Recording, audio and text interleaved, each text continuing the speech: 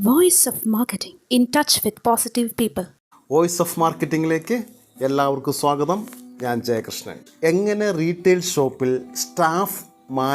സ്റ്റാഫുകളെ എങ്ങനെ മാനേജ്മെൻറ്റ് ചെയ്യാം എന്നതിനെക്കുറിച്ചിട്ടുള്ള ഒരു ചെറിയ ഏരിയയിലേക്കാണ് ഇന്ന് കയറാൻ ആഗ്രഹിക്കുന്നത്. എപ്പോഴും സ്റ്റാഫുകൾ എന്ന് പറയുന്നത് ചിലപ്പോൾ ഓണർ ഉദ്ദേശിക്കുന്ന ഒരു തലത്തിലേക്ക് അവർ കയറണമെന്നില്ല. ഓണർ ഉദ്ദേശിക്കുന്ന തരത്തിലുള്ള ഒരു മാനസിക അവസ്ഥയായിരിക്കില്ല ആ സ്റ്റാഫുകൾക്കുള്ളത്. സ്റ്റാഫിൻ്റെ മുന്നിൽ അയാളുടെ കുറേ പ്രശ്നങ്ങളുണ്ടായിരിക്കും. ആ പ്രശ്നങ്ങൾ ഒരു പരിധിവരെ അത് ഓണറിൻ്റെ പ്രശ്നമായിരിക്കില്ല. ഓണറിൻ്റെ ജീവിത സാഹചര്യവും ആ റീറ്റെയിൽ ഷോപ്പിന് ഒരു ശമ്പളത്തിന് നിൽക്കുന്ന അയാളുടെ ആ സ്റ്റാഫിൻ്റെ ജീവിത സാഹചര്യവും അവസ്ഥകളും വളരെ വിഭിന്നമാണ്. സ്റ്റാഫുകൾക്ക് കൃത്യമായ ഒരു എയിം കൊടുക്കേണ്ടത് ആ ഓണറുടെ റെസ്പോൺസാണ്. ഒരാൾ എപ്പോഴാണ് വളരാൻ തുടങ്ങുന്നത്? അയാൾക്ക് റൈറ്റ് അധികാരങ്ങൾ കിട്ടുമ്പോൾ. അയാൾക്ക് ആ ഷോപ്പിൽ ചില കാര്യങ്ങൾ തീരുമാനിക്കാനുള്ള അവകാശം ഉണ്ടായിരിക്കണം, റൈറ്റ് ഉണ്ടായിരിക്കണം.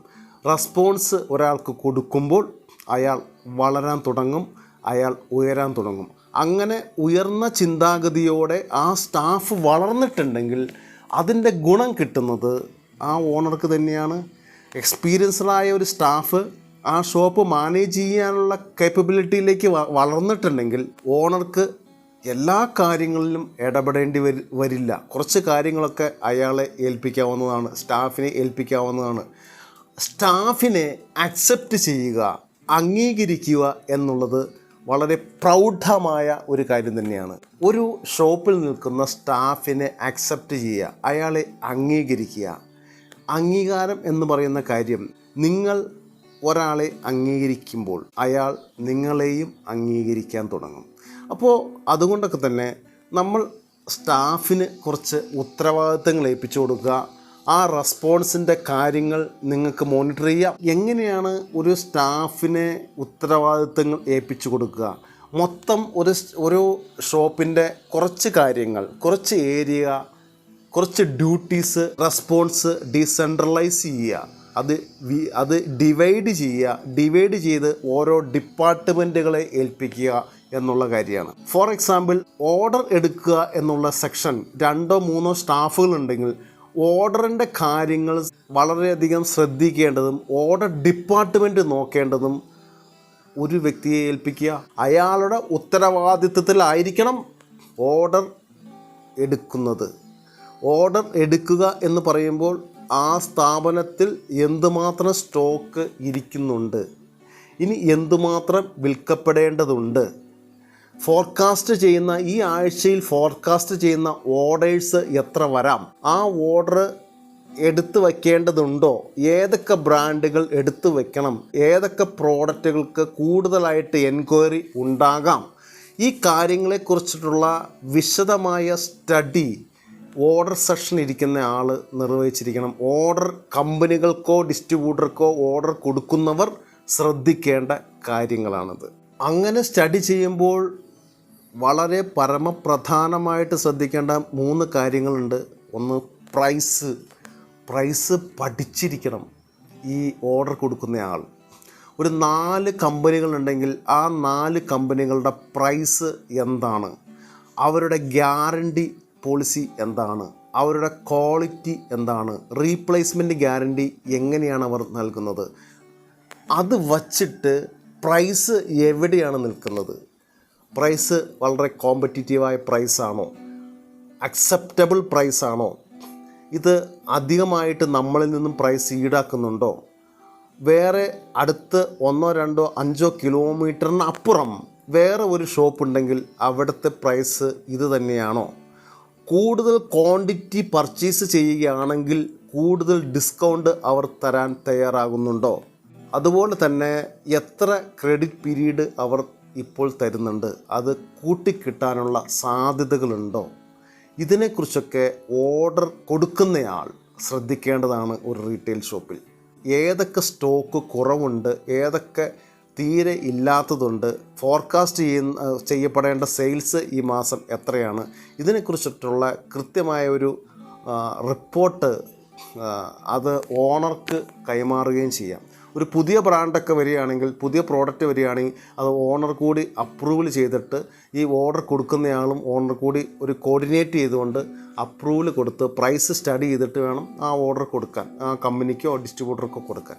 പല റീറ്റെയിൽ ഷോപ്പുകളിലും ഓണർ ആയിരിക്കില്ല ഓർഡർ കൊടുക്കുന്നത്. അതിന് നിയോഗിക്കപ്പെട്ട ഒരു വ്യക്തി ഉണ്ടാകും. അയാൾ ഈ ഡ്യൂട്ടീസൊക്കെ ശ്രദ്ധിച്ചാൽ കുറച്ചുകൂടി കാര്യക്ഷമതയോടെ സെയിൽസ് നടത്താൻ സാധിക്കും. ഒരു സെയിൽസ് നടത്തുക എന്ന് പറയുന്നത് ഇത് വാങ്ങിച്ചിട്ടാണ് സെയിൽസ് നടത്തുന്നത്. അപ്പോൾ വാങ്ങിക്കുമ്പോൾ നമ്മൾ മാക്സിമം ഓഫറിൽ, സ്കീമുകളിൽ പർച്ചേസ് നടത്തുക. എങ്കിൽ മാത്രമാണ് നല്ലൊരു പ്രൈസിങ്ങിൽ മാർജിൻ കീപ്പ് ചെയ്തുകൊണ്ട് നല്ലൊരു കോമ്പറ്റീറ്റീവായ പ്രൈസിങ്ങിൽ കൺസ്യൂമറിന് ആ പ്രോഡക്റ്റ് കൊടുക്കാൻ സാധിക്കുകയുള്ളൂ.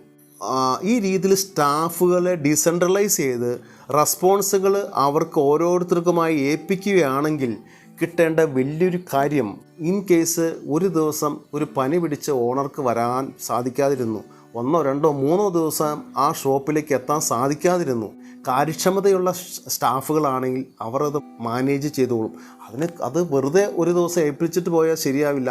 കൃത്യമായ റെസ്പോൺസുകൾ, കൃത്യമായ ഉത്തരവാദിത്തങ്ങൾ ഈ സ്റ്റാഫുകളെ ഏൽപ്പിക്കുകയും കുറച്ച് നാളത്തെ എക്സ്പീരിയൻസ് കൊണ്ട് ഓണർ അത് മോണിറ്റർ ചെയ്യുകയും ചെയ്താൽ അവർ എക്സ്പീരിയൻസായ സ്റ്റാഫുകൾ തന്നെയായി മാറും.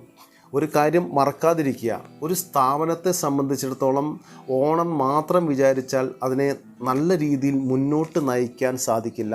വളരെ കാര്യക്ഷമതയോടെ, സിൻസിയറായിട്ട്, ഡെഡിക്കേറ്റഡായിട്ട് നിൽക്കുന്ന നല്ല സ്റ്റാഫുകളാണ് ഒരു സ്ഥാപനത്തെ ഉയർത്തുന്നത് എന്നുള്ള സത്യം നമ്മൾ മനസ്സിലാക്കിയിരിക്കണം. ഓർഡർ കൊടുക്കുന്ന ഒരു ഡിപ്പാർട്ട്മെൻറ്റിനെ കുറിച്ച് പറഞ്ഞ പോലെ തന്നെ മറ്റൊരു കാര്യമാണ് ക്യാഷ് ഇൻഫ്ലോ. ആ റീറ്റെയിൽ ഷോപ്പിലേക്ക് വരേണ്ടതായ പേയ്മെൻറ്റ് അത് കൃത്യമായി ഫോളോ അപ്പ് ചെയ്യാൻ ഒരു ഡിപ്പാർട്ട്മെൻറ്റ് ഉണ്ടായിരിക്കണം.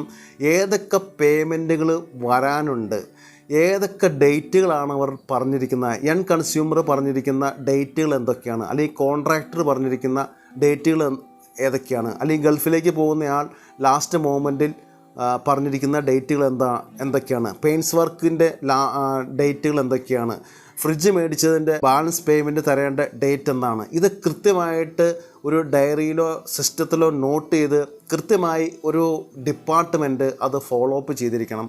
നാളെ കഴിഞ്ഞ് റീറ്റെയിൽ ഷോപ്പിലേക്ക് പേയ്മെൻറ്റ് വരേണ്ടതാണെങ്കിൽ അത് കൃത്യമായി ഫോളോ അപ്പ് ചെയ്ത് പേയ്മെൻറ്റ് വാങ്ങിക്കുന്ന കാര്യത്തിൽ ഫോളോ അപ്പ് മസ്റ്റാണ്. കൃത്യമായി ഫോളോ അപ്പ് ചെയ്തിരിക്കണം. ടെലഫോണിക്കലി കോൺടാക്റ്റ് ചെയ്തിരിക്കണം. പേയ്മെൻറ്റ് കിട്ടാൻ പ്രശ്നക്കാരായ ആളുകൾക്ക് ഒരു കാരണവശാലും പ്രോഡക്റ്റ് കൊടുക്കരുത്.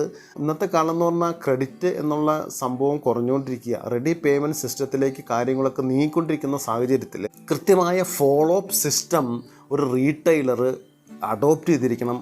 അതിനൊരു ഡിപ്പാർട്ട്മെൻറ്റിനെ ഏൽപ്പിക്കുകയാണെങ്കിൽ അതുകൊണ്ട് യാതൊരു പ്രശ്നവുമില്ല. ആ ഡിപ്പാർട്ട്മെൻറ്റ് കൃത്യമായ കാര്യങ്ങൾ കൈകാര്യം ചെയ്യട്ടെ. അത് കൃത്യമായി ആ ഡിപ്പാർട്ട്മെൻറ്റ്, ഫോളോ അപ്പ് ഡിപ്പാർട്ട്മെൻറ്റ് കൃത്യമായി പേയ്മെൻറ്റ് ഫോളോ അപ്പ് നടത്തിയിരിക്കണം. പേയ്മെൻറ്റ് ഫോളോ അപ്പ് നടത്തുന്നത് എന്തുകൊണ്ടാണ്? കാരണം പേയ്മെൻറ്റ് ഫോളോ അപ്പ് കൃത്യമായിട്ട് നടത്തിയില്ലെങ്കിൽ നമുക്ക് ഓൾറെഡി ഷോപ്പിലിരിക്കുന്നവർക്ക് കുറേ കമ്മിറ്റ്മെൻ്റ് ഉണ്ട്. പേയ്മെൻറ്റ് ഔട്ട്ഫ്ലോ, അതായത് നമ്മൾ ഏതൊക്കെ കസ്റ്റമേഴ്സിന് പേയ്മെൻറ്റ് കൊടുക്കാനുണ്ട്, ഏതൊക്കെ കസ്റ്റമേഴ്സിന് ചെക്ക് കൊടുത്തിട്ടുണ്ട്, ആ ചെക്കുകൾ ഏതൊക്കെ ബാങ്കിൽ ഇന്ന് വരുന്നുണ്ട്, പേയ്മെൻറ്റ് നമ്മൾ അക്കൗണ്ടിലേക്ക് ഡെപ്പോസിറ്റ് ചെയ്തിട്ടുണ്ടോ, ഡെപ്പോസിറ്റ് ചെയ്തിട്ടില്ലെങ്കിൽ മോർണിംഗിൽ തന്നെ ആ പേയ്മെൻറ്റ് ഡെപ്പോസിറ്റ് ചെയ്യാനുള്ള കാര്യങ്ങൾ ചെയ്യുക. അത് ഓണറുടെ കോർഡിനേഷനോടുകൂടി ഓണർക്ക് അതിൻ്റെ ഒരു ഇൻഫർമേഷൻ കൊടുക്കുക. ഇന്ന് XNX ചെക്ക് വരുന്നുണ്ട്, ഇന്ന് YSB പേയ്മെൻറ്റ് നെഫ്റ്റ് ചെയ്യണം, അല്ലെങ്കിൽ ഇന്ന് എക്സിക്യൂട്ടീവ് വരുന്നുണ്ട്, അയാൾക്ക് ക്യാഷ് മാറ്റി വയ്ക്കണം, 2500 മാറ്റി വയ്ക്കണം, 50,000 മാറ്റി വയ്ക്കണം, 25,000 മാറ്റി വയ്ക്കണം. ഇത് കൃത്യമായ ഒരു ഇൻഫർമേഷൻ ഓണർക്ക് കൊടുക്കുകയാണെങ്കിൽ അതനുസരിച്ച് ആ ഫണ്ട് മാനേജ് ചെയ്യാൻ ഉറപ്പായിട്ട് ഓണർക്ക് സാധിക്കും. ആ രീതിയിലായിരിക്കണം ആ കോർഡിനേഷൻ, സ്റ്റാഫുകളുടെ കോർഡിനേഷൻ ഇതിനകത്ത് വളരെ പ്രധാനപ്പെട്ട കാര്യമാണ്. അപ്പോൾ ഇങ്ങനെയുള്ള ഉത്തരവാദിത്തങ്ങൾ സ്റ്റാഫിനെ ഏൽപ്പിക്കുന്നതോടുകൂടി അവരും ഈ കാര്യത്തിൽ ഒരു എക്സ്പീരിയൻസ്ഡ് ആവും, അവരും വളരാൻ തുടങ്ങും. അത് ആ ഷോപ്പിൻ്റെ മൊത്തത്തിലുള്ള വളർച്ചയെ സാധിക്കുമെന്നുള്ള കാര്യത്തിൽ യാതൊരു സംശയവുമില്ല. ഡീസെൻട്രലൈസ് സ്റ്റാഫുകൾ ചെയ്യുമ്പോൾ അതിനോടൊപ്പം നമുക്ക് ചെയ്യേണ്ട ഒരു കാര്യമാണ് പുതിയ പ്രോഡക്റ്റുകൾ ഏതൊക്കെ കമ്പനികൾ പുതിയ പ്രോഡക്റ്റായി നമ്മുടെ റീറ്റെയിൽ ഷോപ്പിലേക്ക് കടന്നു വരുന്നുണ്ട്. ഡിസ്ട്രിബ്യൂട്ടർ കൊണ്ടുവരുന്ന പുതിയ പ്രോഡക്റ്റുകൾ എന്തൊക്കെ, കമ്പനികൾ ഡയറക്റ്റായിട്ട് വരുന്ന ബ്രാൻഡുകൾ ഏതൊക്കെ, ഡിസ്ട്രിബ്യൂട്ടർ കൊണ്ടുവരുന്ന പുതിയ ബ്രാൻഡുകൾ ഏതൊക്കെ, ഇനി നമ്മുടെ ഷോപ്പിൻ്റെ വികസനത്തിന് വേണ്ടി ഏതൊക്കെ ബ്രാൻഡുകൾ നമ്മൾ അപ്ഡേറ്റ് ചെയ്യേണ്ടതുണ്ട്, കസ്റ്റമേഴ്സ് ഏതൊക്കെ പ്രോഡക്റ്റിന് എൻക്വയറി നമ്മളോടൊപ്പം നടത്തിക്കൊണ്ടിരിക്കുന്നുണ്ട്, ഏതൊക്കെ പ്രോഡക്റ്റ് അവർ ആവശ്യപ്പെടുന്നുണ്ട്, ആ പ്രോഡക്റ്റുകളെ ലിസ്റ്റ് കൃത്യമായിട്ട് തയ്യാറാക്കുകയും ആ ലിസ്റ്റ് അനുസരിച്ച് ആ കമ്പനികളെ കോൺടാക്റ്റ് ചെയ്യുകയോ അല്ലെങ്കിൽ എക്സിക്യൂട്ടീവ് വരുമ്പോൾ ആ പ്രോഡക്റ്റ് എടുത്ത് വിൽക്കാനും കൂടിയുള്ള സംവിധാനം നമ്മൾ ഉയർത്തിക്കൊണ്ടുവരികയാണെങ്കിൽ മൊത്തത്തിൽ ആ ടേൺ ഓവർ നമുക്ക് കുറച്ചും കൂടി അപ്ഡേറ്റ് ചെയ്യാൻ പറ്റും. കാരണം ഇന്നിപ്പോൾ ഒരു പ്രോഡക്റ്റ് ആയിട്ട് ഒരു ഷോപ്പിലേക്ക് വരുമ്പോൾ അവർ സോഷ്യൽ മീഡിയ ആഡുകളൊക്കെ കണ്ടിട്ട് ഇൻസ്റ്റയിലും ഫേസ്ബുക്കിലും ആഡുകളൊക്കെ കണ്ടിട്ടായിരിക്കും അവർ ഷോപ്പിലേക്ക് പർച്ചേസ് ചെയ്യാൻ വരുന്നത്. അപ്പോൾ ആ രീതിയിൽ റീറ്റെയിലർ കൂടി അപ്ഡേറ്റ് ആയിരിക്കണം പുതിയ പ്രോഡക്റ്റുകളെക്കുറിച്ച്, പുതിയ ബ്രാൻഡുകളെക്കുറിച്ച്, അഡ്വർടൈസ്മെൻറ്റ് ചെയ്യുന്ന പുതിയ ബ്രാൻഡുകളെക്കുറിച്ച്. ആ പ്രോഡക്റ്റ് നമുക്ക് വിൽക്കാനുള്ളൊരു സൗകര്യം നമ്മുടെ റീറ്റെയിൽ ഷോപ്പിൽ കൂടി ഒരുക്കുകയാണെങ്കിൽ കൂടുതൽ കസ്റ്റമേഴ്സിനെ നമുക്ക് അട്രാക്റ്റ് ചെയ്യാൻ പറ്റും. അങ്ങനെ ബിസിനസ് ഗ്രോത്ത് ചെയ്യാൻ പറ്റും. പലപ്പോഴും തന്നെ ഇതൊക്കെ അപ്ഡേറ്റ് ചെയ്തുകൊണ്ടിരിക്കുന്ന ഒരു വിങ് തന്നെയുണ്ട്. ഇതിനൊക്കെ വേണ്ടി ചെയ്യേണ്ടത് ഒരു റീറ്റെയിലറും ആ ഷോപ്പിൻ്റെ മറ്റുള്ള സ്റ്റാഫുകളും ഒരു സ്റ്റാഫ് മീറ്റിംഗ്, ഒരു മൊത്തത്തിലൊരു മീറ്റിംഗ് ചേർന്നിട്ട് എന്തൊക്കെ ഡെവലപ്മെൻറ്റാണ് നമുക്ക് ഈ റീറ്റെയിൽ ഷോപ്പിൽ ചെയ്യേണ്ടത്, ഏത് പ്രോഡക്റ്റ് ആയിക്കോട്ടെ, റീറ്റെയിൽ ബിസിനസ് ചെയ്യുന്ന ഏത് തരം അവസ്ഥയിലുള്ള പ്രോഡക്റ്റുകളായിക്കോട്ടെ, അവർക്കൊക്കെ ഈ തരത്തിലൊരു മീറ്റിംഗ് ചേർന്നിട്ട് ഇനി ഏത് രീതിയിൽ നമുക്ക് ഡെവലപ്പ് ചെയ്യാൻ പറ്റും, കസ്റ്റമറെ കൂടുതൽ നമ്മളെ റീറ്റെയിൽ ഷോപ്പിലേക്ക് വാക്കിൻ ചെയ്യിപ്പിക്കാൻ വേണ്ടി, അവരെ ഷോപ്പിലേക്ക് കൊണ്ടുവരാൻ വേണ്ടി, അവരെ ഷോപ്പിലേക്ക് ഇൻവൈറ്റ് ചെയ്യാൻ വേണ്ടി എന്തൊക്കെ അട്രാക്റ്റീവായ കാര്യങ്ങൾ നമുക്ക് നമ്മുടെ റീറ്റെയിൽ ഷോപ്പിൽ ചെയ്യാൻ പറ്റും, എന്തെങ്കിലുമൊക്കെ സ്കീമുകൾ കൊടുക്കാൻ സാധിക്കുമോ നമുക്ക്, അങ്ങനെ കൺസ്യൂമറിനെ അട്രാക്റ്റ് ചെയ്യാൻ പറ്റുമോ, ആ രീതിയിലുള്ള സ്കീമുകൾ, പുതിയ കാര്യങ്ങളൊക്കെ കൊണ്ടുവന്ന് അവരെ അട്രാക്റ്റ് ചെയ്യപ്പെട്ട് കൂടുതൽ ടേൺ ഓവർ ഉണ്ടാക്കുന്നതിന് വേണ്ടിയിട്ട് ഈ സ്റ്റാഫിൻ്റെയും അതുപോലെ റീറ്റെയിൽ സ്റ്റാഫിൻ്റെയും ഓണറിൻ്റെയും ഒത്തൊരുമയും ആ കൂട്ടായ്മയും തന്നെയാണ് ഒരു സ്ഥാപനത്തിൻ്റെ സക്സസ് എന്ന് പറയുന്നത്. അങ്ങനെ ഉത്തരവാദിത്തങ്ങൾ കുറച്ച് സ്റ്റാഫുകളെ ഏൽപ്പിക്കുകയാണെങ്കിൽ, അത് ഏൽപ്പിക്കുന്ന ഉത്തരവാദിത്തങ്ങൾ ആ ഓണർ കൂടി മോണിറ്റർ ചെയ്യുകയാണെങ്കിൽ, ത്രിവേണി സംഗമം പോലെ ഒന്നിക്കണമെങ്കിൽ റീറ്റെയിൽ ഷോപ്പിൻ്റെയും സ്റ്റാഫുകളുടെയും കൂട്ടായ്മയും അവരുടെ ഒത്തൊരുമയും അവരെ മോണിറ്റർ ചെയ്യാൻ ഈ ഓണർ കൂടി അവിടെ ഉണ്ടായിരിക്കണം. അങ്ങനെയുള്ള റീറ്റെയിൽ ഷോപ്പുകളാണ്, അങ്ങനെ കൂട്ടായ്മയിലൂടെ വളർന്നു വന്ന റീറ്റെയിൽ ഷോപ്പുകളാണ് സക്സസ് ആയി ഉയർന്നു നിൽക്കുന്നത് എന്ന റിയാലിറ്റി നമ്മൾ മനസ്സിലാക്കിയിരിക്കണം. All the best.